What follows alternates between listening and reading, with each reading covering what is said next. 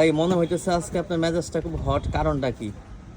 মেজাজ হট হওয়ার কারণ হচ্ছে অনেকেই বা অনেক জিনিস মানে বোঝাই হয়েছে পজিটিভলি, নেয় নেগেটিভলি। যেমন এই যে রেস্টুরেন্ট আমরা এখন দাঁড়াইছি আচ্ছা, যে হ্যাঁ। জায়গায়, তো এইখানে দেখবেন যে আমি একটা ভিডিও করছি। তো পহেলা বৈশাখে পান্তা ইলিশ মানুষ আইফোন ব্যবহার নিয়ে, তারপর হচ্ছে দেখা গেছে এই ফিসের তলে হোন্ডা বাইক চালানলে মানে এই যে একটা ট্রেন্ডিং, এগুলো আমি যে কথাগুলো কইছি যার সুস্থ জ্ঞান সে ঠিকই বুঝবো যে এটা আমি বিরুদ্ধে কথা বলছি, যে এগুলোর পক্ষে না।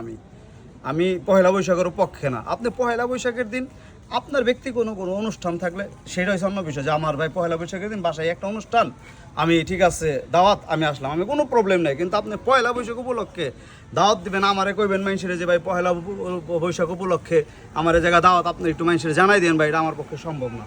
বাংলা ভাষা বুঝতে পারছেন?